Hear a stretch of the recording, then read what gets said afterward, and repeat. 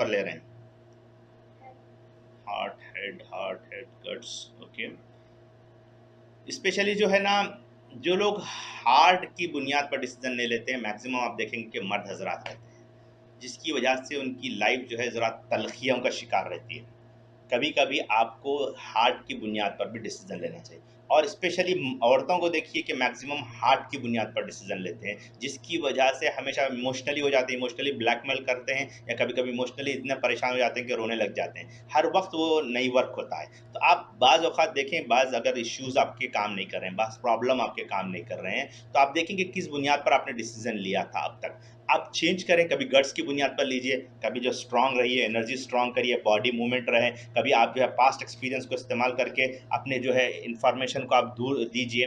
तो इस तरह की आप तमाम चीज़ें कर सकते हैं। तो आपको मुख्तलिफ लेवल से जो है चीज़ों को तब्दील करना होगा, और इन तीनों बुनियादों पर लेना होगा। मैं ये अर्ज करूँगा कि आप ये सेशन होने के बाद 10 मिनट बैठिए, 2 इशू को लिखिए, और आप देखिए कि किस बुनियाद पर आपने डिसीजन लिया था। डिसीजन जो भी लिया था आपने, किस बुनियाद पर, लेट्स से हार्ट की बुनियाद पर आपने लिया था डिसीजन। अब आप क्या करें, आप वही डिसीजन को लिखें जो हार्ट की बुनियाद पर लिए थे। अब आप उसके बाद लॉजिकली सोचें, हेड की बुनियाद पर सोचें कि क्या आंसर आ सकता है। आपने लिखा, फिर उसके बाद गट्स की बुनियाद पर उसका सोल्यूशन लिखिए, फिर लिखिए। अब आप कंपेयर करिए कि कौन सा सबसे बेस्ट आंसर हो सकता है, सबसे बेस्ट डिसीजन हो सकता है। तो आप देखेंगे कि आपका जो डिसीजन था वो उतना इफेक्टिव नहीं था, जिसकी वजह से आपको बहुत कुछ नुकसान हो रहा था। तो आप दूसरे डिसीजन को देखेंगे तो ये बहुत फ्रूटफुल था। इस तरह से लेना, जब आप इसकी प्रैक्टिस करेंगे कुछ दिनों तक, मुख्तलिफ अंदाज से आप डिसीजन लेने लगेंगे, मुख्तलिफ बुनियादों पर लेने लगेंगे, तो आपके पास चॉइसेस रहेंगे। आपको लोगों के सामने अपनी बात को पेश करने में मज़ा भी आएगा।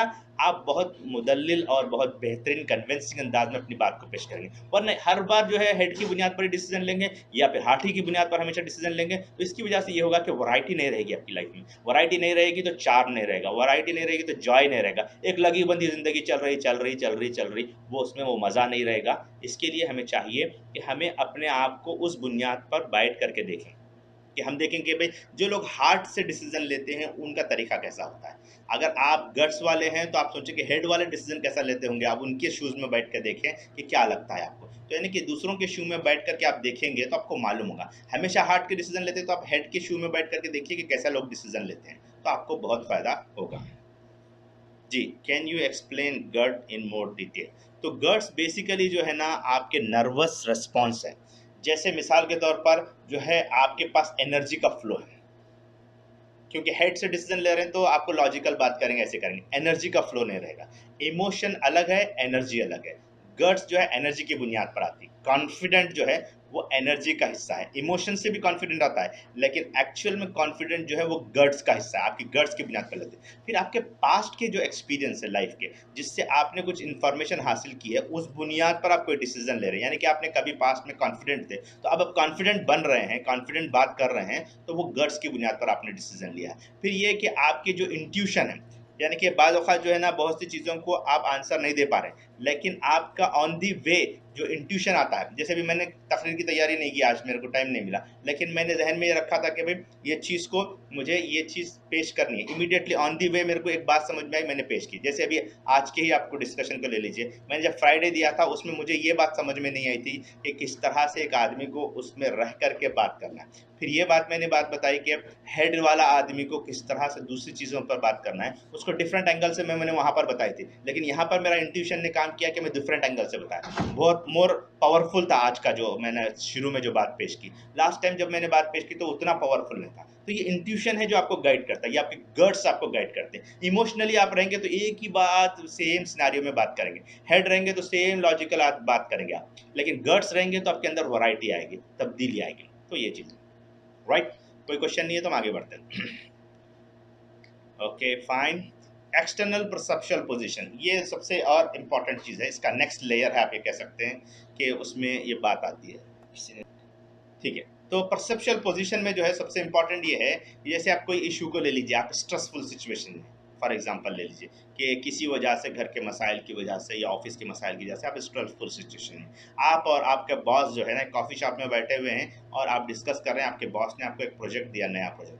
आप देख रहे हैं कि एक प्रोजेक्ट ऑलरेडी आपके पास, एक नया प्रोजेक्ट आपने दिया है, तो आप उसकी वजह से आप पूरे स्ट्रेसफुल सिचुएशन में आप कह रहे हैं कि भाई ऑलरेडी मेरे पास जो है ना एक न्यू बोर्न बेबी है, उसके लिए मुझे रात भर जागना है, अब मैं यहाँ आकर के ऑफिस का भी काम कर रहा हूँ, मैं थका हुआ भी हूँ, अब एक नया प्रोजेक्ट देने में कैसे कर सकूँगा। आप पूरी बातें अपने बॉस को बताइए, बता दिया, और बॉस ने आपकी बात को पूरा सुना।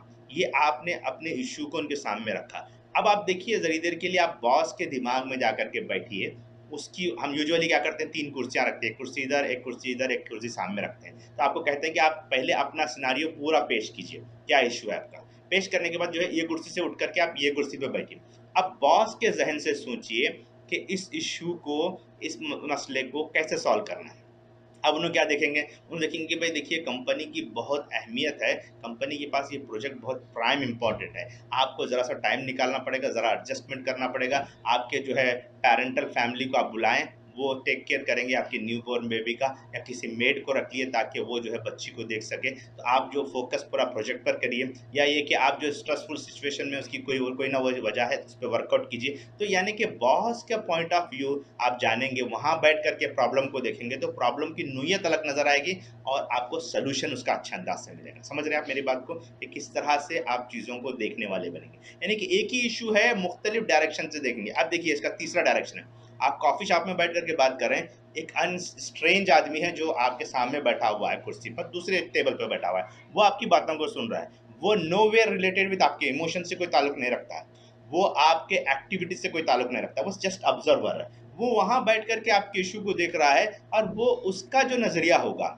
उसके शू में बैठ कर के आप देखेंगे, उसके दिमाग में बैठ कर के आप देखेंगे, तो उसको लगेगा कि भई ये दोनों गुफ्तगू कर रहे हैं, इसमें तो ये आदमी बहुत पेसिमिस्टिक लग रहा है। ये आदमी जो है अंडर सेल्फ एस्टीम इसकी कम लग रही है। ये आदमी जो है ना अपनी बात को सही अंदाज़ से पेश नहीं कर पा रहा है। ये इसको अगर ऐसे पेश करता तो उसका बॉस कन्विंस हो सकता था। फिर बॉस के सिस्टम होता है कि बहुत स्मार्ट है, इन परसुएशन इसके अंदर है, और इसने बात को जो है ऐसे अंदाज से रखी कि इवन दो इश्यू बहुत ख़राब है, लेकिन उसने इस अंदाज से पेश किया कि वो कन्विंस होने जा रहा है। तो इस तरह से सामने वाला ऑब्जर्व करेगा और प्रॉब्लम को डिफरेंट एंगल से देखेगा, और उसके पास डिफरेंट एंगल से उसका सोल्यूशन नज़र आएगा, इसको ऐसे और ऐसे और ऐसे करना चाहिए। तो होगा ये कि आप एक ही प्रॉब्लम को डिफरेंट एंगल से देखेंगे, स्ट्रेंजर के एंगल से, अपने बॉस या अपने शोहर के एंगल से देख रहे हैं, अपने फैमिली मेंबर के एंगल से देख रहे हैं, तो डिफरेंट चीज़ें आपको नज़र आएगी, और उससे आपको ज़बरदस्त अपनी लाइफ में फ़ायदा होगा। इश्यू को चुटकियों में आप सॉल्व कर सकेंगे, इश्यू को समझने में आसानी होगी, चुटकियों में सॉल्व करेंगे। कभी भी कोई इश्यू आ जाए तो आप इस तरह करके देखिए, आपको ज़बरदस्त बहुत सी बातें मालूम होंगी। जज्बाती कैफियत से आप बाहर निकलेंगे, हेड की कैफियत से भी बाहर निकलेंगे, कभी गट्स की कैफियत से भी निकलना पड़ेगा तो बाहर निकलेंगे। जी, और किसी को इस पे सवाल नहीं है तो हम आगे बढ़ते हैं। लास्ट और फाइनल आज का, या ये कह सकते हैं कि इस मॉड्यूल, इस पूरे एपिसोड का ये कह सकते हैं कि फाइनल काम है। यानी कि empowering yourself for a change. जो चेंज आपने अब तक हासिल किया उसका फाइनल क्लाइमेक्स है आपके पास, कि आप यू हैं और इसके लिए एक्सटर्नल इवेंट आपके पास है। तो फर्स्ट आप देखिए कि वही स्ट्रेसफुल सिचुएशन को लीजिए, आपने पूरा डिस्क्राइब किया, तो आप मुझे अब चैट बॉक्स में लिखिए कि आपकी स्ट्रेसफुल सिचुएशन के लिए आपके फैमिली मेंबर किस तरह से रिएक्ट करेंगे। लिखिए, हर एक चैट बॉक्स में लिखिए कि आपके फैमिली मेंबर किस तरह से रिएक्ट करेंगे, किस तरह से उनका तरीका होगा कि आपके इस इशू को, जैसे मिसाल के तौर पर अगर आप समझिएगा आप स्ट्रेसफुल सिचुएशन में बाप से बात किया, बॉस नहीं मान रहे, तो आपने कहा कि भाई मैं रिजाइन कर देता हूँ। ठीक है, अब इसको फैमिली के इस तरह के सिचुएशन को फैमिली क्या लेगी, फैमिली डिफरेंट एंगल से लेगी, राइट। आप लिखिए अगर लिख सकते हैं तो। या ये वो कहेंगे कि भाई देखिए आप बहुत ज़्यादा जो है परेशान नज़र आ रहे हैं, आप ज़रा सा जो है ना रेस्ट ले लीजिए, 1 वीक की छुट्टी ले लीजिए। या ये कह सकते हैं कि वो आप जो है ना बहुत प्रेशर में हैं, आप जो है ना ज़रा सा किसी तरह की एक्टिविटीज़ कर लीजिए, जॉगिंग वगैरह कर लीजिए, आपको रिलीफ मिलेगा। तो वो आपकी सिक्योरिटी के बारे में सोचेगी, आपकी सपोर्ट के बारे में सोचेगी। एक आपका क्लोज़ फ्रेंड है, वो ये कहेगा कि भाई आपका मिज़ाज ही ऐसा है, आप हमेशा प्रोक्रास्टिनेट करते हैं, चीज़ों को समझ नहीं पाते इसलिए कर सकते हैं। खराब फ्रेंड है तो ऐसा बोलेगा। अच्छा फ्रेंड तो वो बोलेगा कि भाई आपके पास तो बहुत ज़बरदस्त गट्स हैं, आप चीज़ों को बहुत बेहतर अंदाज से समझा सकते हैं, आपके पास जो है एट ए टाइम 10 काम करने की आपके पास ताकत है, आप बहुत ईजिली इसको ओवरकम कर सकते हैं। अच्छा फ्रेंड रहेगा तो ऐसा बोलेगा। एक स्ट्रेंजर है, तो जैसा कि हमने पहले बात की कि स्ट्रेंजर का अप्रोच डिफरेंट होगा, वो अप्रोच रहेगा। फिर इससे आगे बढ़कर के एक सेलिब्रिटी हो सकता है, एक, या तो फिर हम हायर लेवल पर हम देखेंगे तो रसूलुल्लाह सल्लल्लाहु अलैहि वसल्लम की गाइडेंस हो सकती है, या अल्लाह ताला की गाइडेंस हो सकती है कि वो एक्सटर्नल इवेंट को कैसे सॉल्व करना है, वो गाइडेंस को अगर हम देखते हैं तो डिफरेंट एंगल से सिचुएशन को देख सकते हैं।